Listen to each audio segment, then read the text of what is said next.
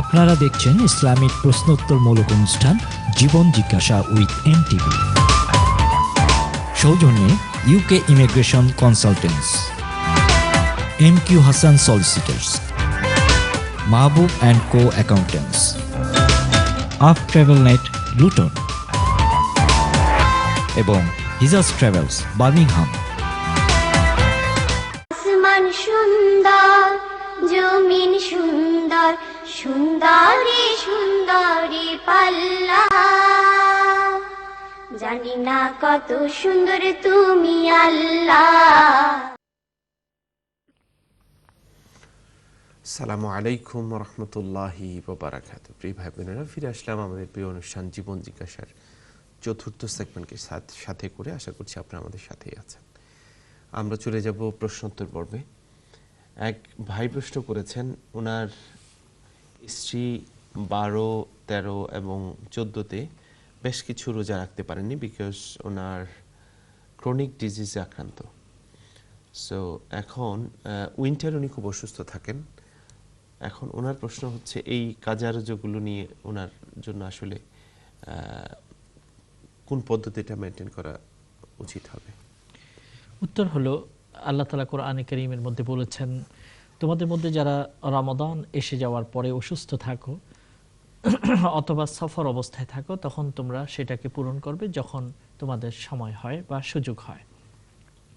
সেই হিসেবে কেউ যদি রমাদানে, পবিত্র রমাদানে অসুস্থ থাকে, অসুস্থতা জনিত কারণে রোজা যদি রাখতে না পারেন, যখন তার পক্ষে সম্ভব হবে পুরো বছরের যে কোনো সময়, তখন সেটাকে তিনি পূরণ করবেন।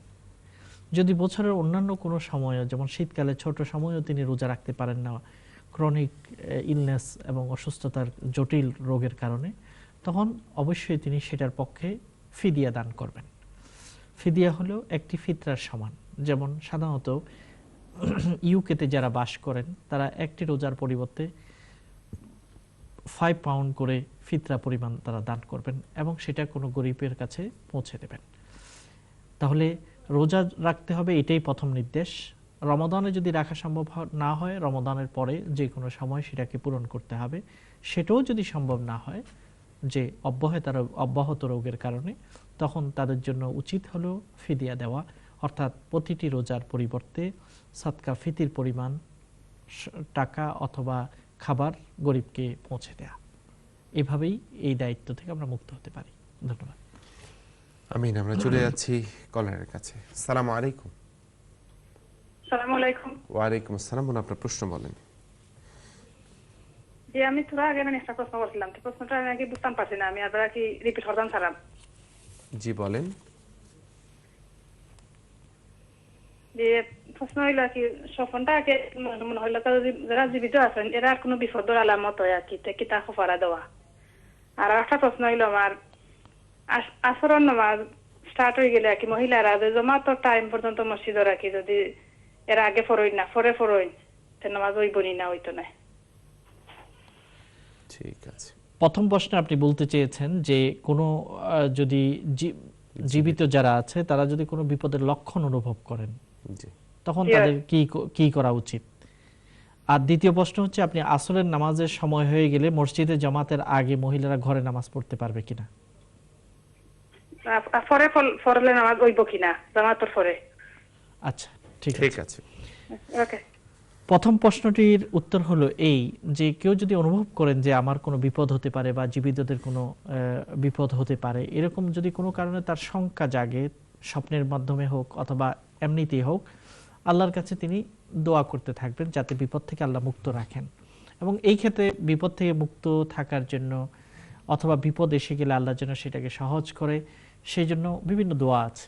লা ইলাহা ইল্লা আনতা সুবহানাকা ইন্নী কুনতু মিনাজ জালিমিন। যারা বিপদগ্রস্ত, হযরত ইউনূস আলাইহিস সালামের পঠিত এই দোয়াটি আমরা পাঠ করি, তাহলে এর মাধ্যমে আল্লাহ তাআলা আমাদেরকে পেরেশানি থেকে, বিপদ থেকে দূর করবেন। আল্লাহ তাআলা নিজেই বলেছেন যে এটার মাধ্যমে আমি হযরত ইউনূসকে যেমন মুক্তি দান করেছি, ওয়া কাযালিকা নুনজিল মুমিনিন, যারা ঈমানদার বিশ্বাসী তাদেরকে পেরেশানি থেকে এবং বিপদ থেকে মুক্ত করে থাকি। এজন্য দোয়া ইউনূস পাঠ করবেন, লা ইলাহা ইল্লা আনতা সুবহানাকা ইন্নী কুনতু মিনাজ জালিমিন। আর দ্বিতীয় হলো যে আমরা আল্লাহর কাছে সাহায্য চাই, আল্লাহ যেন আমাদেরকে হেফাজত করেন। সকাল সন্ধ্যার দোয়াগুলো বেশি করে পড়বেন, যেখানে বিপদ থেকে মুক্ত থাকার জন্য দোয়া আছে। যেমন আউযু বিকালিমাতিল্লাহি তাম্মাতি মিন শাররি মা খালাক, কুল আউযু বিরাব্বিল ফালাক বেশি পড়া, অথবা যে আল্লাহর সাহায্য চাওয়ার জন্য ফাল্লাহু খায়রুন হাফিজা ওয়া হুয়া আরহামুর রাহিমিন, আল্লাহর এইসব পবিত্র নামগুলোর মাধ্যমে আমরা আল্লাহর কাছে সাহায্য চাবো। তখন আল্লাহ তাআলা আমাদেরকে বিপদ থেকে দূর করবেন। এবং সবচেয়ে বড় উপকারী হলো সাদাকা করা, গরিব দুঃখীদেরকে দান করবেন। এর মাধ্যমে আল্লাহ তাআলা বিপদ আসার থাকলেও সাদাকার কারণে বিপদকে আল্লাহ দূর করে দেন। আর মসজিদে জামাতে আসরের নামাজ হয়ে গেলে তারপরেও মহিলারা ঘরে আসরের নামাজ আদায় করতে পারেন। অর্থাৎ আসরের স্টার্টিং টাইম থেকে আরম্ভ করে আসরের শেষ সময়ের ভিতরে যে কোনো সময় মহিলারা ঘরে আসরের নামাজ আদায় করতে পারেন। মসজিদে জামাত হয়ে যাক কিংবা জামাত না হোক, আপনার নামাজ আদায় করবেন। তবে এত বেশি দেরিতে আদায় করা যাবে না যাতে সূর্য লাল হয়ে যায়। সূর্য লাল হয়ে গেলে নামাজ তখন আদায় করাটা মাকরুহ হয়ে পড়ে। এজন্য আসরের নামাজ তাড়াতাড়ি আদায় করার ওয়াক্ত শুরু হওয়ার পরেই আদায় করার জন্য চেষ্টা করবেন। একইভাবে অন্যান্য সকল নামাজ, আস-সালাতু ফি আউয়ালি ওয়াক্তিহা, আল্লাহ নবীকে একজন সাহাবী জিজ্ঞাসা করলেন, ইয়া রাসূলুল্লাহ, সবচেয়ে ভালো কাজ কি, আমল কি? তখন আল্লাহ নবী বলেছেন, প্রত্যেক নামাজকে প্রথম ওয়াক্তে আদায় করে ফেলা। নামাজ সময় শুরুর সাথে সাথে নামাজ আদায়ের জন্য চেষ্টা করা দরকার। কারণ দেরি করলে হতে পারে সেটা মিস হয়ে যেতে পারে, আপনি কাজে ব্যস্ত হয়ে যেতে পারেন। এই জন্য যথাসম্ভব প্রথম দিকেই নামাজ আদায় করা দরকার। কোনো কারণে প্রথম দিকে না পারলেও যথাসম্ভব তাড়াতাড়ি আদায়ের জন্য চেষ্টা করা দরকার। ধন্যবাদ। জাযাকুমুল্লাহ। আমরা পরবর্তী কলে চলে যাচ্ছি। আসসালামু আলাইকুম।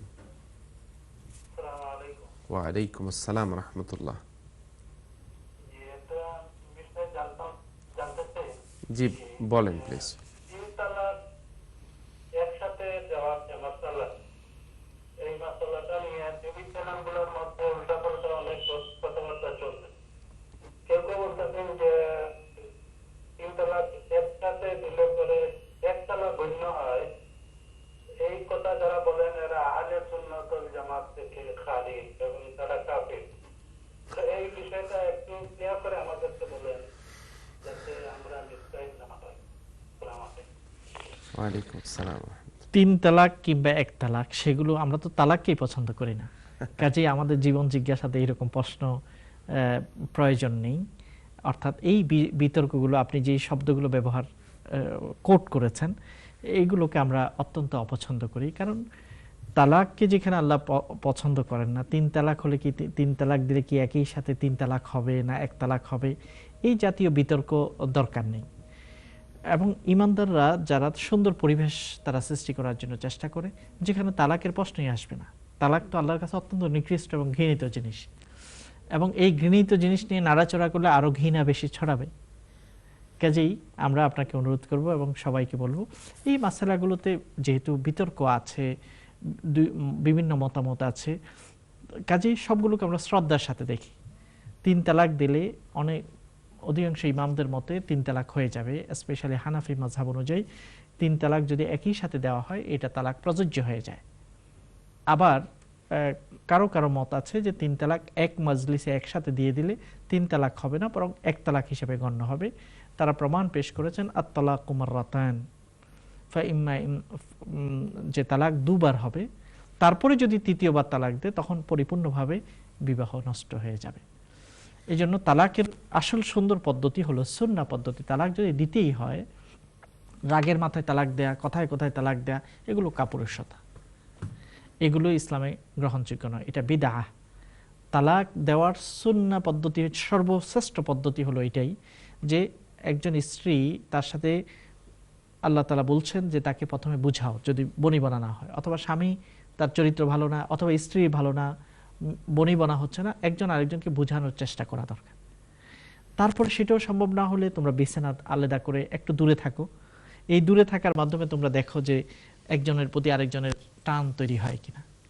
সেটাও না হলে তাহলে তোমরা 2 পক্ষ থেকে বোঝানোর জন্য একটা সালিশের ব্যবস্থা করো। সেটাও সম্ভব না হলে তালাকই যদি দিতে হবে, তাহলে মহিলা তার পিরিয়ড থেকে পবিত্র হওয়ার পরে একটি তালাক দাও। ওই তালাক দিয়ে অপেক্ষা করো, হতে পারে এর মধ্যে একটা পরিবর্তন আসতে পারে। পরিবর্তন আসলে তোমরা আবার ফিরিয়ে নেবে, আর পরিবর্তন যদি না হয় তাহলে ওই এক তালাক অবস্থায় যদি 3 পিরিয়ড সময় পার হয়ে যায়, এটা পরিপূর্ণভাবে তালাক মোগাল্লাজা হয়ে যায়, কনফার্ম তালাক হয়ে যায়। আর অথবা এরকমও তোমরা করতে পারো, যেটা তালাক সুন্নি বলা হয়, যে প্রথম পিরিয়ড থেকে মুক্ত হওয়ার পরে একবার তালাক দাও, তারপর অপেক্ষা করো, আবার দ্বিতীয়বার মহিলার যখন পিরিয়ড হয় তার থেকে পবিত্র হওয়ার পরে দ্বিতীয় পিরিয়ডে আবার দ্বিতীয় সময়ে পবিত্রতা অবস্থায়, তুহুর অবস্থায় দ্বিতীয় তালাক দাও।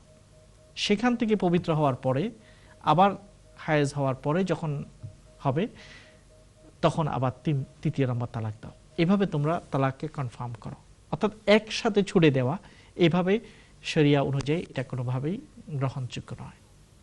আশা করি এই বিষয়গুলো এখানে না তোলা ভালো। আমরা অনুরোধ করব এই জাতীয় বিতর্ক নিয়ে যেটা আপনি বলছেন, টিভি চ্যানেলগুলোকে আল্লাহ তাআলা, আমরা বলছি যে বাতাসের মাধ্যমে দূর দূরান্তে দিনের কথা শোনানো যায়, এই সুন্দর জায়গাটাকে আমরা কাদা ছুটোছুটি, গালাগাল অথবা অসহিংসতা প্রচারের জন্য ব্যবহার না করে ভালোবাসা সৌহার্দ্যর জন্য ব্যবহার করতে হবে। মনে রাখতে হবে আল্লাহ মানুষকে জীবন বিভিন্নভাবে তৈরি করছেন, তাদের চিন্তা চেতনার মধ্যেও কিন্তু পার্থক্য আছে, এবং ইসলামী শরীয়তের মধ্যেও বিভিন্ন মতামত আছে।